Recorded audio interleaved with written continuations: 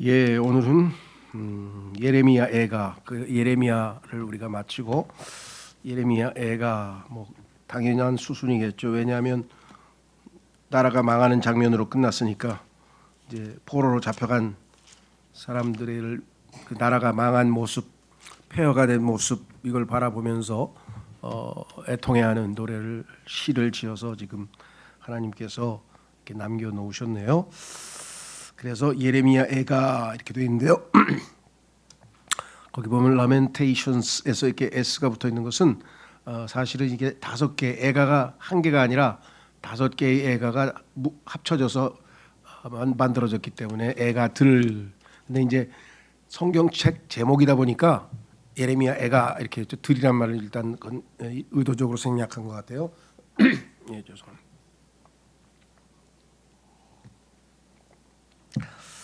자, 그래서 이 눈물의 예언자가 쓴 어떻게 보면 눈물에 겨운 그러한 통곡이죠, 통곡. 자, 그래서 이 내용은 1차적으로는 느부갓네자르라고 하는 바벨론 왕에 의해서 폐허가 된 이스라엘 즉 예루살렘 특히 바라보면서 애통해하는 내용이 주로 되겠고요. 이중적용으로 나중에 대환란 때에도 또 이와 같은 비슷한 일들이 겪게 되겠죠. 그런 내용들. 그래서 이중적용, 역사적 적용과 미래적 또는 예언적 적용이 있다. 이 정도의 시를 쓰려면 첫 번째는 조건이 목격자여야 되겠고요. 두 번째는 시인이어야 되겠죠. 아무나 시를 또 쓰는 건 아니니까. 그리고 세 번째는 예언자. 이 세 가지를 다 갖춘 사람을 하나님께서 이렇게 들어서 이렇게 멋진 내용은 슬프지만 정말 그 슬픔을 전달하는 방식이라든가 수단이라든가 표현이라든가 이런 것들이 아마 문학적으로도 압도적인 그런 내용을 담고 있는 것 같습니다. 핵심은 때로는 하나님의 손에서 회초리, 다시 말하면 치리 또는 징계의 손길이 우리에게 와서 우리에게 고통을 가져다 준다라고 하는 것이 핵심 주제겠죠. 자, 그래서 제가 이렇게 앞부분에 썼습니다. 이름 그대로 장송곡입니다. 장송곡. BC 586년 예루살렘 몰락 후 예레미야가 썼습니다.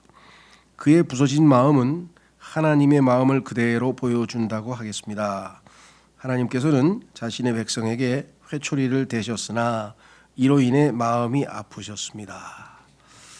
그러니까 죄로 인해서 마음을 아픈 마음을 표현하신 하나님의 마음을 대신해서 지금 표현했다 이렇게 보시면 되겠죠. 이스라엘 백성들은 하나님께서 다윗과의 언약을 체결하시면서 그 다윗의 왕좌에서 영원토록 왕국이 지속되리라고 했는데 설마 예루살렘이 무너질까 하고 착각을 하고 있었는데요. 그 약속을 하나님께서는 예수 그리스도를 통해서 당연히 지키시겠지만 그러나 레위기 26장 기억해 두시면 좋을 것 같아요. 레위기 26장과 신명기 28장에서 30장 사이에서 하나님께서는 이스라엘 백성들이 하나님께서 요구하시는 조건, 즉 하나님의 말씀들에 순종치 아니한다면 거기에 대해서는 반드시 심판이 있을 것을, 그리고 그 심판의 구체적인 내용을 아주 자세하게, 그 성경에서 제일 뭐라고 표현해야 되나요? 무시무시한 장이라 할까요? 하나님의 심판의 그 디테일한 면이 어떻게 보면은 그 중에 하나가 깜짝 놀라요. 너를 내가 미치게 만들어 버리겠다는 표현도 나와요. 하나님의 심판이 얼마나 가혹한지 우리가 그냥 사람 미치겠네 뭐 그런 정도까지로 하나님이 심판하시겠다는 내용이 나오는 걸 보면, 그래서 레위기 26장과 신명기 28장에서 30장인데 특히 28장 두 장을 보면 야, 하나님께서 정말 그 심판의 내용을 얼마나 이렇게 디테일하게 자세하게 기록하시면서 한 말씀도 놓치지 않고 그대로 다 이루셨는가, 성취하셨는가를 우리가 보면서 하나님의 그 치밀하심과 어미하심에 대해서도 우리가 배울 수 있겠죠. 자, 그래서 시의 형태로 쓰였으며 그 애가 노래 가짜가 붙었죠. 1장, 2장과 4장, 5장은 히브리어 철자의 순서에 따랐고 그 얘기는 뭐냐면요. 1장, 2장, 4장, 5장은 22절로 돼 있어요. 22절로 돼 있는데 히브리어 우리 영어로 하면 A, B, C, D, E, F, G고 우리는 기역, 니은, 디귿, 리귿 이렇게 우리는 24자고 영어는 26자인데 히브리어는 뭐 알레프서부터 해서 타우까지인가 해가지고 총 22개예요. 그러니까 히브리어 철자 22개인데 22절이야. 그 얘기는 뭐냐면 히브리어 철자 알레프로 시작하고 그 다음 철자로 시작하고 해서 그 22개의 첫째 자로 한 절 한 절이 시작을 해가지고 22개가 다 돼 있어요. 그러니까 하나님께서는 시의 형식도 굉장히 중요시 여기시는 분이십니다.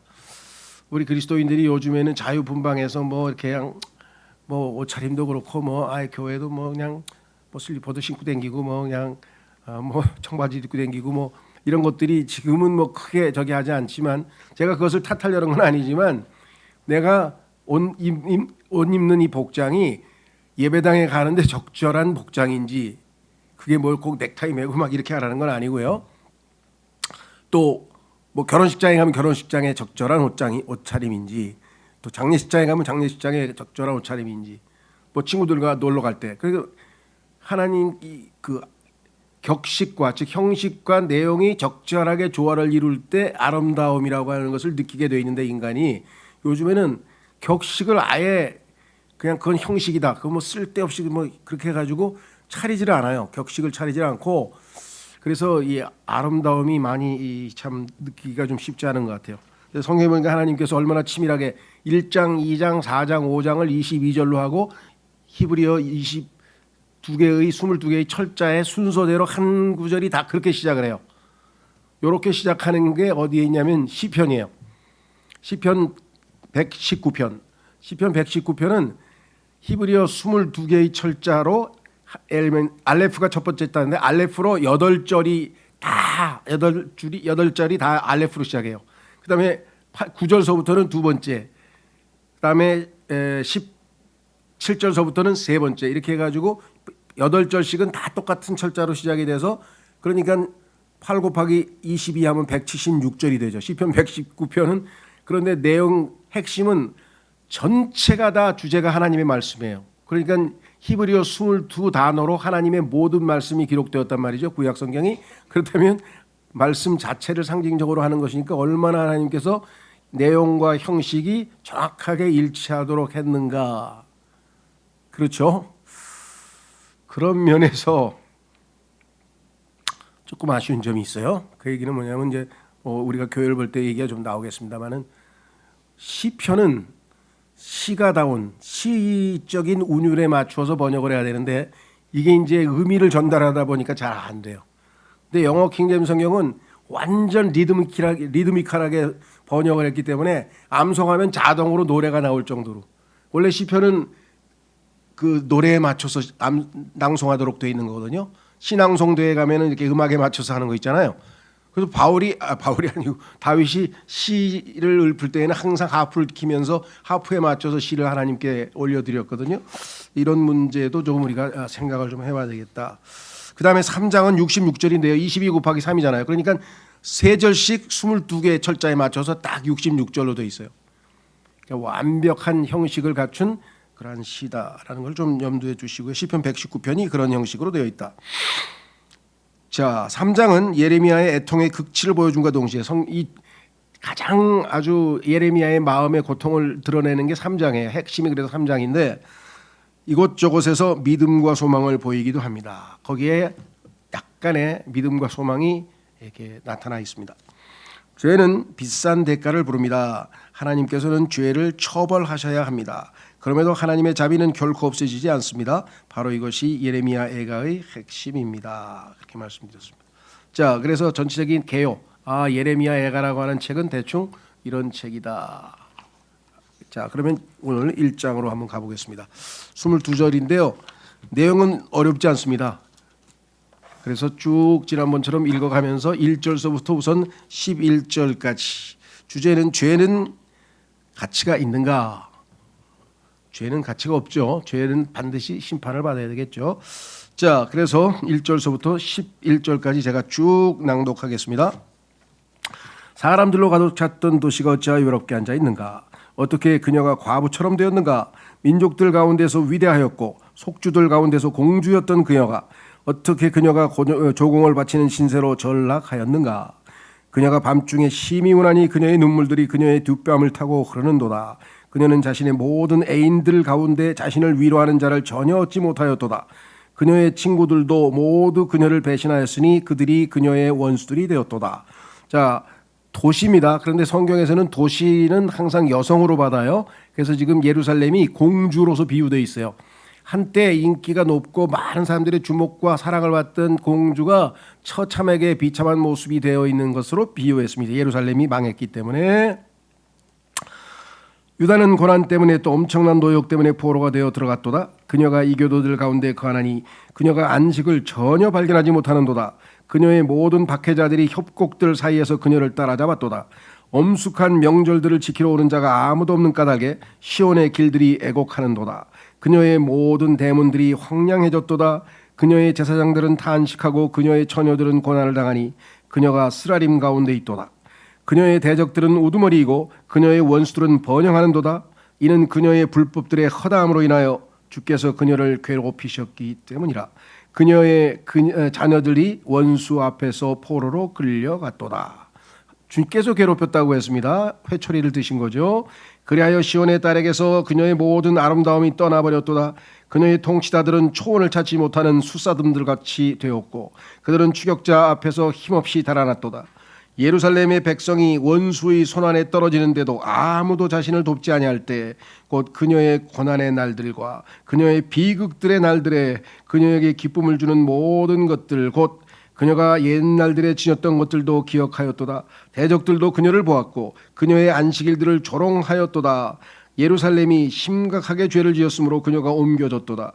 그녀를 존경하던 모든 자들이 그녀를 멸시하나니 그들이 그녀의 벌거벗음을 본 까닭이라. 진정 그녀가 탄식하고 뒤로 돌이키는도다. 그녀의 추악함이 그녀의 치마 자락들 속에 있도다. 그녀는 자신의 마지막 결말을 기억하지 아니하는도다. 그러므로 그녀가 놀라우리만큼 낮아졌으며 그녀에게는 위로자가 없었도다. 오 주여 저의 고난을 보소서. 이는 원수가 스스로를 드높였기 때문이니이다. 대적이 그녀가 기뻐하던 모든 것들 위에 자기 손을 뻗었나이다. 이는 이교도들이 그녀의 송사 안으로 입장한 것을 그녀가 목격하였기 때문이니 그들은 당신께서 당신의 회중 가운데로 들어와서는 안 된다고 명령하신 자들이니라. 그녀의 온 백성이 탄식하고 그들이 빵을 찾나이다. 그들은 혼을 구제할 음식을 얻으려고 자신들에게 기쁨을 주는 것들을 내주었나이다. 오 주여 살펴보시고 숙고하여 주소서. 이는 제가 하찮게 되었기 때문이니이다. 그렇게 그 당시로서는 그 당시 그 지역에서 최고의 아름다운 도시고 하나님이 임재하는 도시고 성전이 있는 도시요. 정말 그야말로 성경에서 얘기하는 거룩한 도시인데 홀리 시티인데 이 거룩한 도시가 이렇게 처참하게 멸망하게 된 것을 접했을 때 그 시인이 예레미야가 얼마나 애통했는지 그리고 이렇게 될 것이라고 너희들이 내 말을 듣지 않으면 하나님께서 나를 통해서 하신 예언의 말씀을 거부하면 하나님의 말씀을 무시하면 결국은 이렇게 될 것이라고 그렇게 40년 동안 외쳤는데 들은 척도 안 하더니 지금 이 꼴을 당했으니 예레미야의 그 심정이 어떠했을까 한번 좀 생각해 보시면 좋겠네요. 글쎄요, 뭐 우리나라에도 예전에 뭐 율곡이니까 누군가가 뭐 저 임진왜란에 대해서 미리 그 일본에 갔다 왔던 사신들이 뭐 왕에게 고했다고 뭐 그런 말이 좀 있죠. 예, 그럼 무시당해 가지고 결국은 나라가 이렇게 망했단 뭐 전쟁이 일어났다 뭐 그런 얘기들을 역사에서 그냥 어렴풋이 들은 것 같아요. 그러니까 이런 일이 어디 우리나라나 뭐 이 성경에서뿐이겠습니까? 뭐 온 세상에 그런 일들이 많겠지만 특히 이스라엘 백성은 하나님께서 특별히 선지자를 보내서 40년 동안 그렇게 경고하고 외쳐대는데도 불구하고 이것을 거부했다고 하는 것 이것이야말로 정말 심히 안타깝지 않을 수가 없습니다. 이 예루살렘은 유일하게 평화의 성읍이라 예루살렘이란 도시 자체가 도시인데 평화의 성읍이라 했는데 전쟁을 수십 번 겪어서 역사상 가장 전쟁이 많이 일어났던 도시 중에 하나니 얼마나 역설적이냐 이거죠. 그만큼 평화는 쟁취하기가 어렵다는 거예요. 하나님께서 The Prince of Peace, 평강의 통치자이신 예수 그리스도를 보내서 그분이 예루살렘을 다스리게 될 때 비로소 진정한 이름값을 하겠죠. 야, 이곳에 진정한 태평성대가 열리는구나. 그때가 천년 왕국입니다. 그때까지는 예루살렘은 뭐 지금도 뭐 모르죠. 오늘도 보니까 이란이 뭐 한 180발 쐈다는데 그 미사일을 그래도 이스라엘은 한 뭐 거의 대부분 다 막아낸 모양이에요. 한두 발 떨어지고 나머지는 다 공중에서 피격을 했으니까 아마 그 요격 대비 태세가 아마 대단히 뛰어난 것 같긴 한데요. 어쨌거나 하여간 뭐 언제 예루살렘에 또 폭탄이 떨어질지는 뭐 아무도 모르는 것이고요. 자, 그래서 여기는 공주로 비유했다 그랬죠.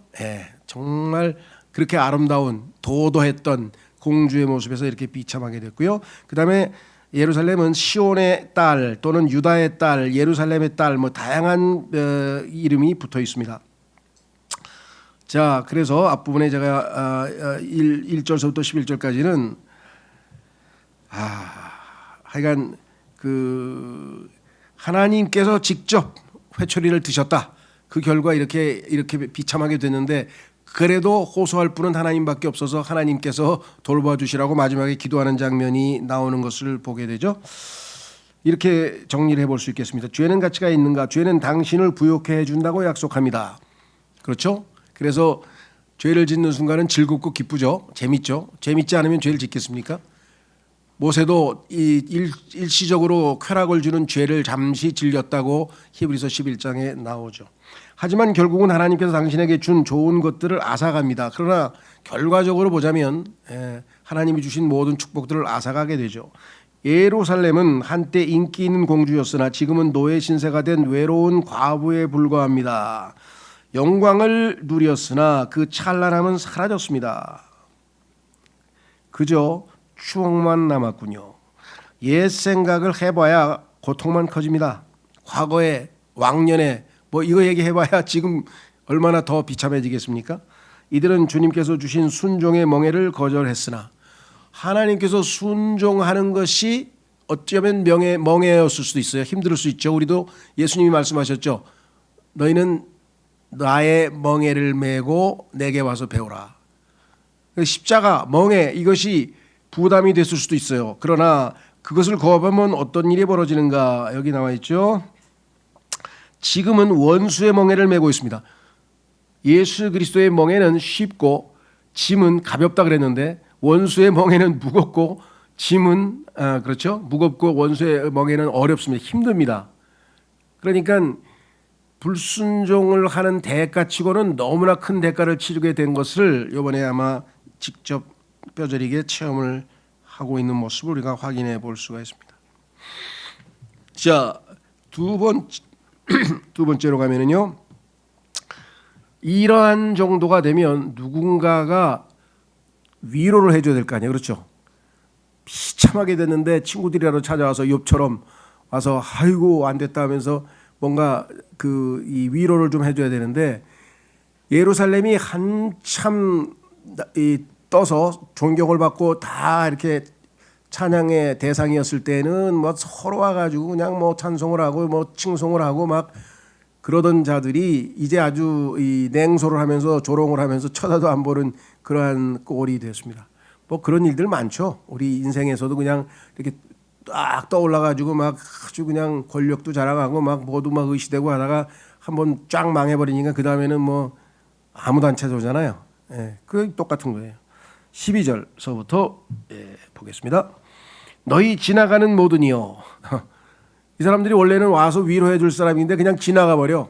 조롱하면서 아유 꼴 좋다. 꼴 좋네 하면서 한마디씩 하고 갑니다. 그 일이 너희에게는 아무것도 아니냐? 보라, 그리하여 가령 나에게 벌어진 나의 슬픔에 비견되는 어떤 슬픔이 있는지 알아보라. 그 슬픔으로 주께서 그분의 맹렬한 분노의 날에 나를 괴롭히셨도다. 이 정도로 처참한 꼴을 본 적이 있느냐? 이렇게 지금 얘기를 하고 있는 것이겠죠. 그분께서 위로부터 나의 뼛속들의 불을 보내셨으니 얼마나 고통스러우면 뼛속들의 불, 이게 문학적으로는 뭐 여기서 제가 얘기를 할 수가 없으니까 그렇지만 얼마나 다 그 비유법이나 이런 게 생생하게 우리에게 와닿죠. 그 불이 그것들에 거슬러 만연하니라. 그분께서 나의 두 발 앞에 그물을 펴셨도다. 그분께서 나를 뒤로 돌이키게 하셨나니 친히 나를 종일 황량하고 낙담하게 하셨도다. 나의 불법들의 멍해가 주님의 멍해를 안 지니까, 주님이 주신 십자가를 거부하니까 엉뚱한 멍해가 우리를 묶어버리죠.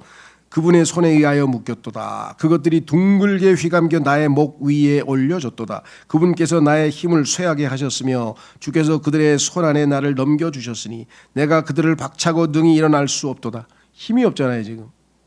주께서 나의 한복판에서 나의 모든 막강한 남자들을 발 아래 짓밟으셨도다. 아주 힘센 장수들이고 부하고 다 그냥 이렇게 훌륭한 군인들도 다 짓밟혔고요. 그분께서 나를 대적하여 집회를 소집하셨으니 나의 청년들을 뭉개시려 함이니이다. 주께서 그 처녀 유다의 딸을 포도즙 틀 안에 있듯이 짓이기셨도다. 이 얘기는 계시록 14장에 가면은요, 땅에 포도들을 수확하는 장면이 나오는데 포도들을 다 수확해다가 땅에다가 이렇게 다 쏟아놓고 그 다음에 그냥 발로 짓이겨 가지고 그 포도의 피가 막 튀어가지고 그게 아마겟돈 전장에서 소위 말하면 심판하실 것을 그렇게 비유하셨어요. 포도즙을 짓밟아서 즙이 튀어서 온몸에 피가 튀는 그런 모습이 이 땅의 마지막 심판 때의 모습으로 비유되어 있죠. 계시록 14장에도 있습니다. 이러한 것들로 인하여 내가 우노라. 혼을 구제할 위로자가 나에게서 멀리 떨어져 계시기에 나의 눈에서 눈물이 아래로 흐르는도다. 나의 자녀들이 황량해졌나니 그 원수가 승리한 까닭이라. 시온이 그녀의 두 손을 폈으나 아무도 그녀를 위로할 자가 없도다.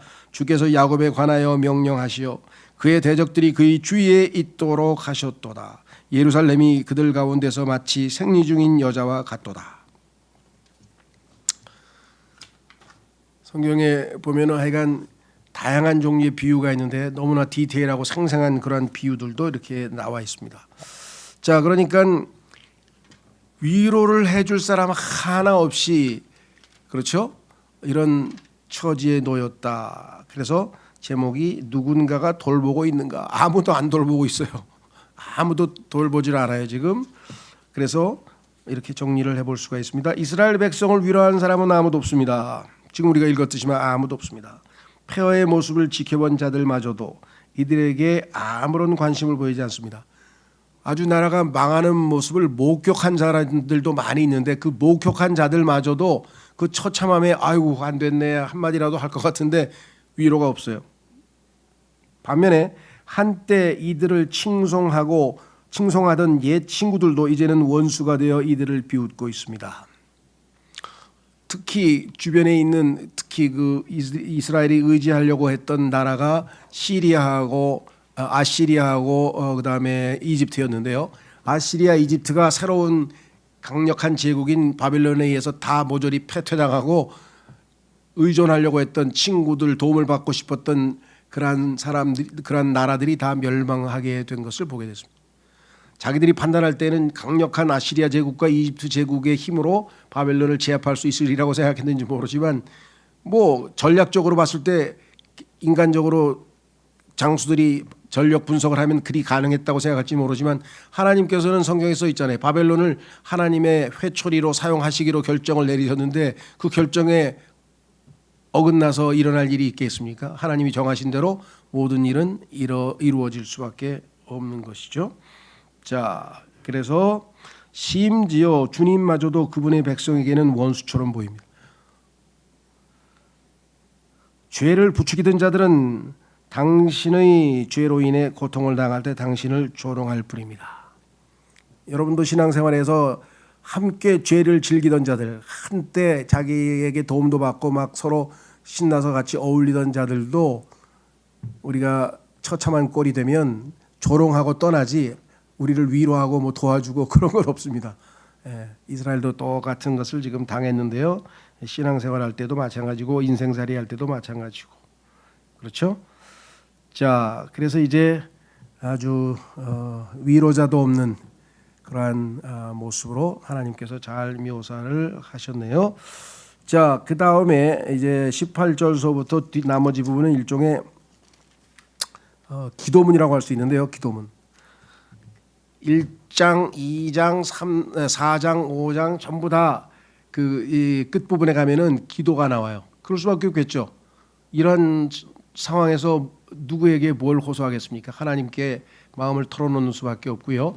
더더군다나 5장 전체는 기도문으로 되어 있습니다. 아예 5장 전체는 아예 기도문으로 되어 있는데요. 마지막 18절부터는 누가 하나님을 추궁할 수 있을까요? 어떻게 자신의 백성으로 택한 그 선민인데 그 나라를 이러한 꼴이 되도록 내버려 두실 수가 있을까 하고 하나님에게 책임 추궁을 할 수 있을까요? 언제 올지 모르겠는데 지금 저한테 이 상담하러 찾아오겠다고 하는 한 30대 후반이나 된 청년이 있는 것 같은데 핵심 포인트는 뭐냐? 뭐 우리가 쉽게 생각할 수 있는 것이죠.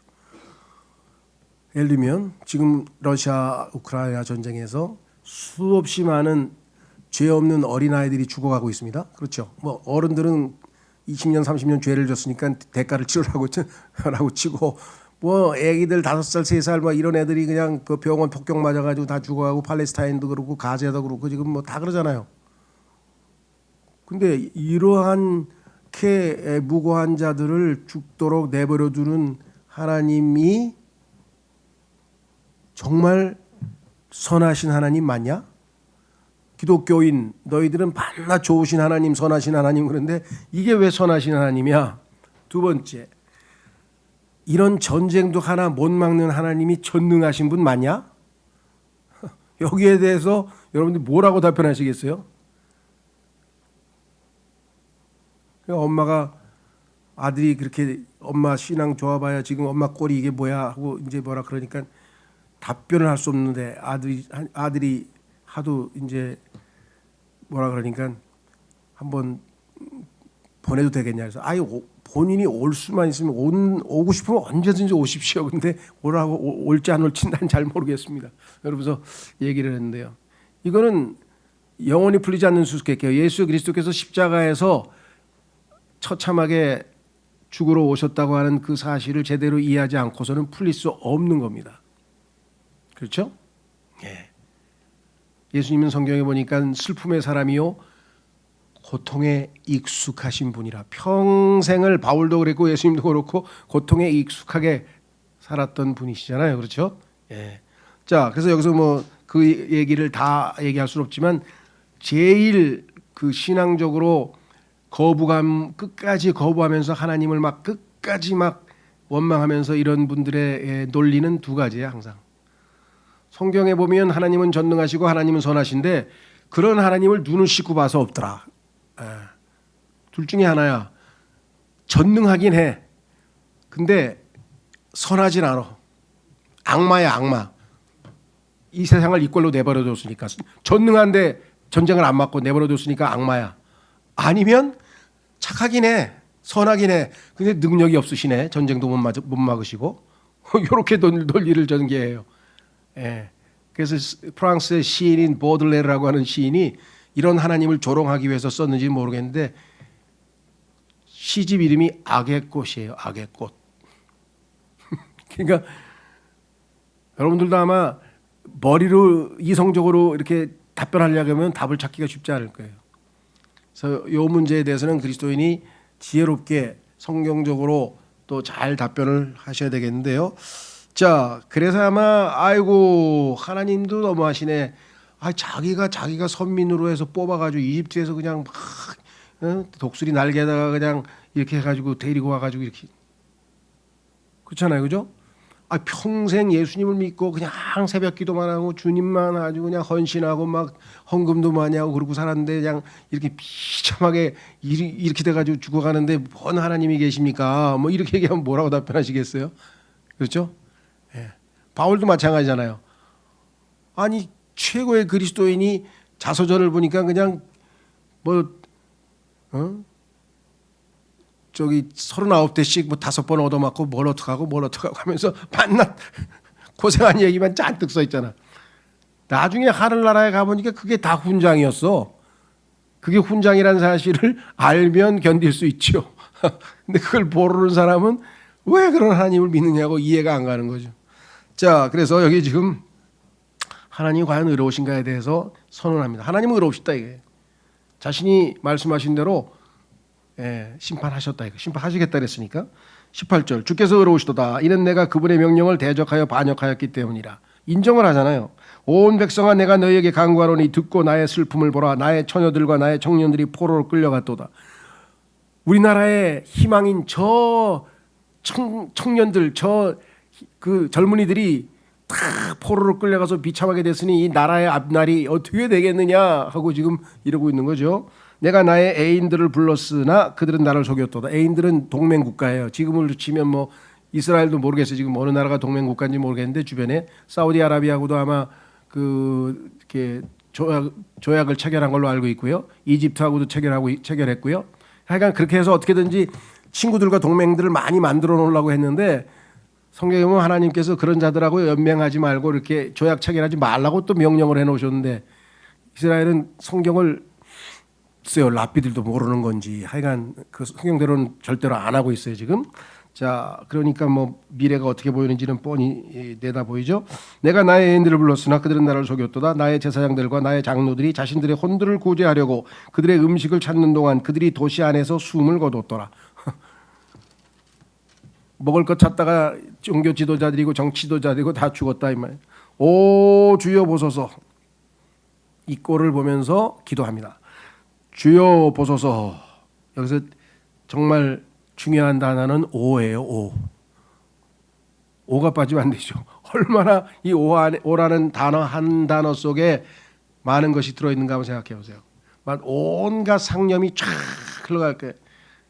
본인이 그냥 목숨을 걸고 예언을 선포로 하나님 말씀을 선포했는데 그걸 조롱받고 그냥 깝죽대다가 그냥 다 비참하게 다 죽어나가고 청년들은 다 쇠고랑 차고 끌려가고 왕이란 자는 끌려가가지고 눈알 뽑히고 그냥 자기 자식들이 그 죽기 전에 자기 자식들 살해되는 걸 보고 또 그 다음에 눈을 뽑아서 눈을 뽑은 다음에 보여주지 않았으면 더 좋을 뻔했는데 그걸 다 목격하게 만들었고 뭐 이런 것들을 쭉 보면서 오 주여 보소서 이제 이는 제가 괴로움 속에 있기 때문이니다.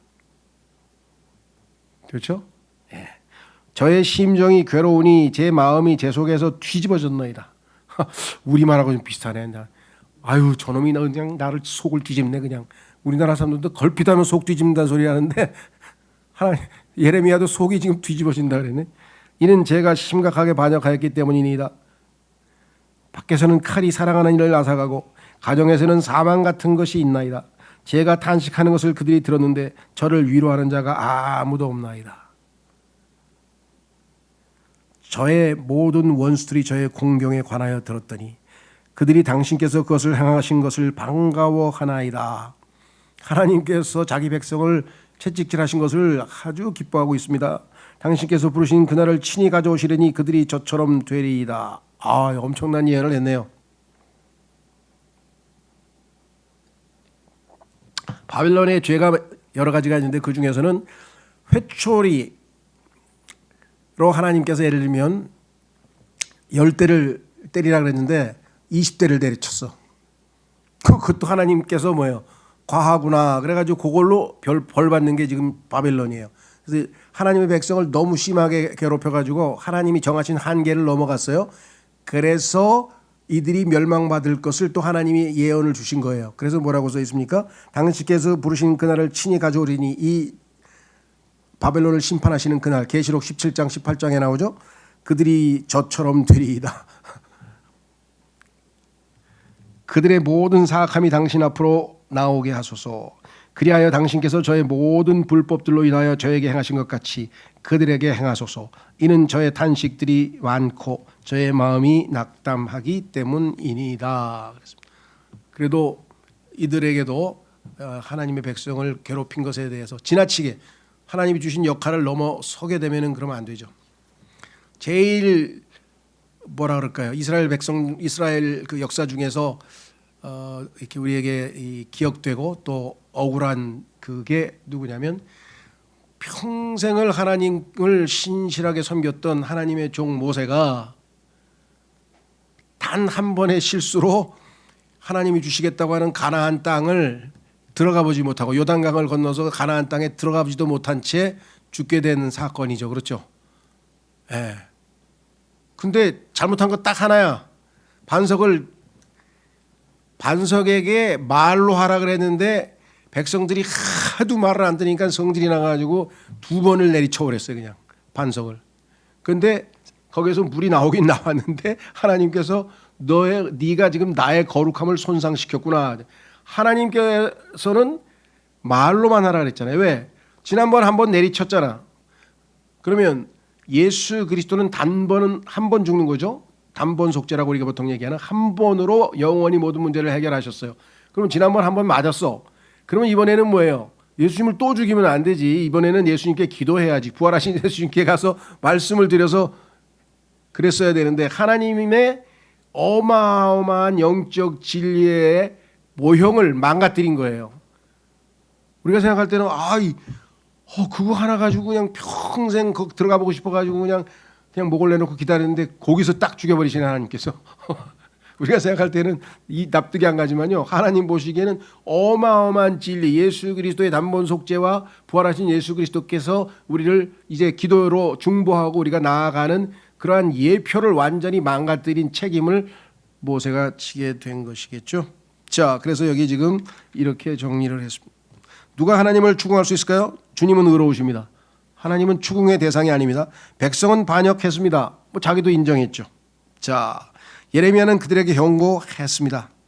그러나 백성은 거짓 예언자의 말에 귀를 기울였습니다. 그럼 어떻게 되겠어요?